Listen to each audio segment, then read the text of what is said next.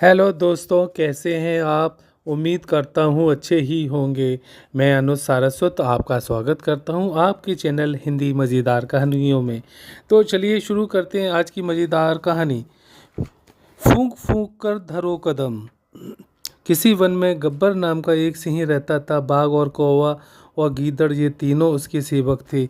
ये तीनों अपने राजा सिंह की सेवा करके उसके मारे हुए शिकार से जो बच जाता था उससे अपना पेट भर लेते थे। एक दिन उसके सेवक वन में घूम रहे थे कि अचानक उन्होंने एक ऊंट को वन की तरफ आते देखा। कौवा, गीदड़ और बाघ उसे देखकर प्रसन्न हुए और ये तीनों उस ऊंट के पास जा पहुँचे और बड़े प्यार से पूछने लगे, अरे परदेशी भाई, आप इस वन में कैसे आ गए? ऊंट बोला, मैं अपने साथियों से बिछुड़कर मार्ग भूल गया हूँ, इसलिए इस वन में भटकता डोल रहा हूँ। सेवकों ने कहा, भैया आप हमारे राजा सिंह से मिल लें। हमारा राजा बहुत ही दयालु है। वह हर किसी की सहायता करता है। जिसमें आप तो मार्ग से भटके हुए हैं, आपको हमारे राजा साहब अवश्य कोई रास्ता बतलाएंगे। ऊँट तो बेचारा अपने साथियों से बिछुड़ जाने के कारण पहले से ही दुखी था। उसने उन तीनों की बातों को मानते हुए सिंह के पास जाना स्वीकार कर लिया। जब कोई भी व्यक्ति परेशानी में फंस जाता है तो उसे किसी न किसी पर यकीन करना ही पड़ता है। फिर तीनों उसे सिंह के पास ले गए। ऊँट को देखकर सिंह ने कहा, अरे तुम लोग ये विचित्र प्राणी कहाँ से लेकर आए हो? यह कौन सा प्राणी है? जंगल अथवा ग्रामवासी है? सिंह की बात सुनकर कौवा बोला, स्वामी यह तो एक ग्रामीण जानवर है। अपना आहार है, इसका आहार कर आप अपनी भूख शांत कर सकते हो। सिंह बोला, नहीं, मैं घर आए अतिथि को नहीं मारता। यह विश्वास करके मेरे वन क्षेत्र में आया है।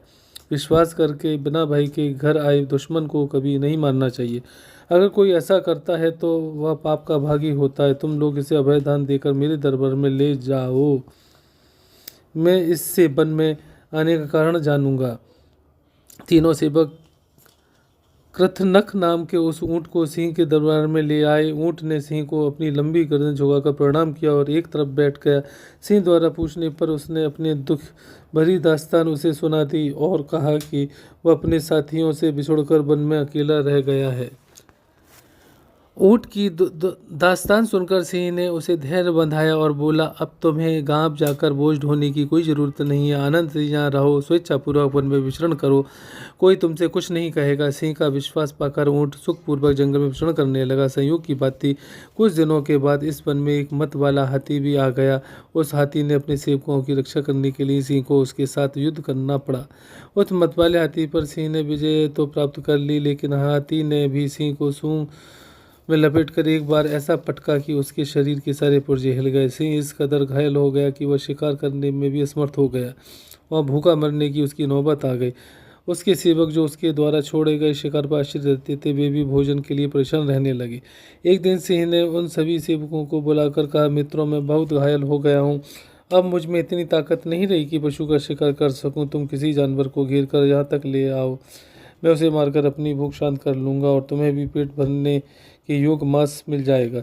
सिंह की बात सुनकर उसके सेवक शिकार की खोज में निकले, लेकिन काफ़ी प्रयत्न करने के बाद भी उन्हें कोई शिकार नहीं मिला। तब कौए और गीदड़ ने आपस में विचार विमर्श किया। गीदड़ बोला, भैया कौए, अब इधर उधर भटकने से कोई फायदा नहीं है, क्यों ना इस ऊँट को मारकर ही अपनी भूख शांत की जाए। कौवा बोला, तुम्हारी बात तो उचित है मित्र, लेकिन स्वामी ने तो उसे अभयदान दे रखा है। गीदड़ बोला, तुम चिंता मत करो, मैं कोई ऐसा तरीका खोजता हूँ कि स्वामी उसे मारने को तैयार हो जाएंगे। मैं अभी जाकर स्वामी से इस संबंध में बातचीत करता हूँ। गीदड़ जब सिंह के पास जाकर कहा, स्वामी, हमने पूरे वन छान डाला लेकिन कोई पशु हाथ नहीं लगा।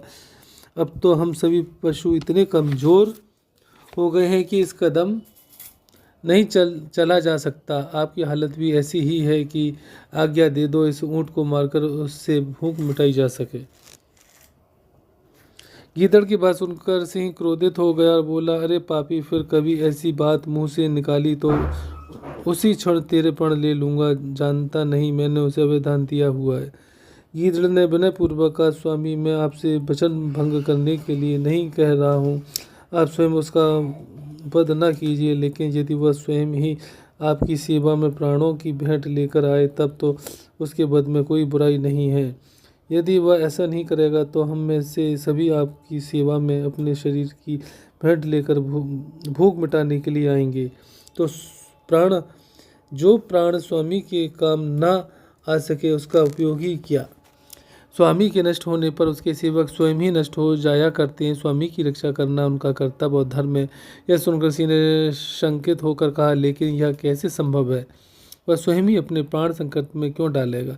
तो गीदड़ ने सिंह को अपना उपाय बताया। सुनकर सिंह बोला, अगर तुम्हारा ऐसा ही विश्वास है तो मुझे इसमें कोई ऐतराज नहीं। सिंह का आश्वासन पाकर गीदड़ अपने अन्य साथियों के पास आया और बोला, मैंने स्वामी से सहमति ले ली है, उन्हें मेरी योजना पर कोई ऐतराज नहीं है। अब तुम सब सुनो कि योजना क्या है। योजना इस प्रकार है कि हम सब ऊँट को लेकर स्वामी के पास चलेंगे और बारी बारी से स्वयं को स्वामी को प्रण करेंगे, जिससे कि वह हम में से किसी को खाकर अपनी भूख शांत कर सके।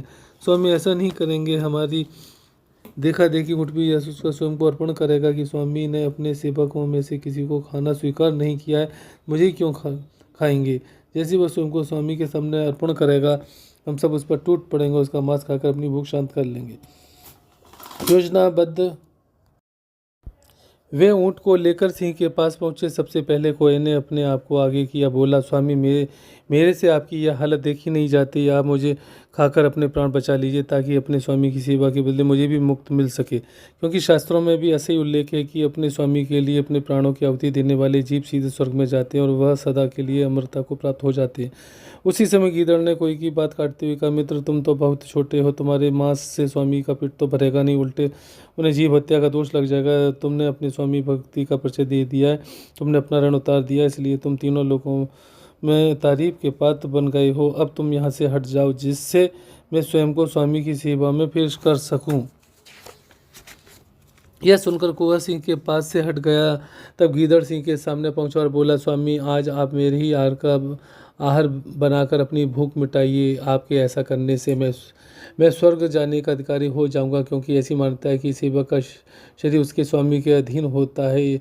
यदि जरूरत पड़ने पर स्वामी उसे ले भी ले तो वह पाप का भागीदार नहीं बनता। यह कहते हुए गीदड़ ने अपना शरीर भेंट करना चाहा तो बाघ ने उसे हटाते हुए कहा, मित्र, तुम भी अभी बहुत छोटे हो, फिर तो तुम्हारे नाखून इतने जहरीले हैं कि जो तुम्हारा आहार करेगा उसे जहर चढ़ जाएगा, इसलिए तुम खाने योग्य नहीं हो। अपने स्वामी की तो मैं अपना शरीर अर्पण करूंगा, मेरा आहार कर उनकी भूख भी मिट जाएगी और मुझे पूर्ण लाभ भी मिल जाएगा।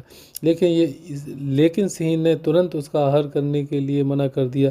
बोला, तुम मेरे सजाती भाइयों, भला कहीं अपने सजाती का वध किया जाता है।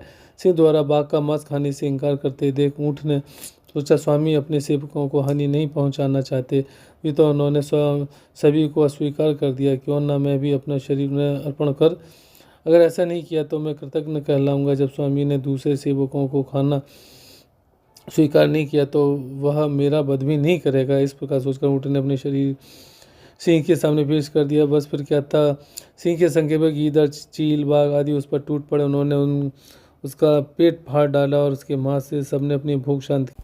अब हमारी कहानी ख़त्म होती है। अगर आपको हमारी कहानी पसंद आए तो हमारे वीडियो को लाइक करें, शेयर करें और सब्सक्राइब करें। Thanks for watching. नमस्कार।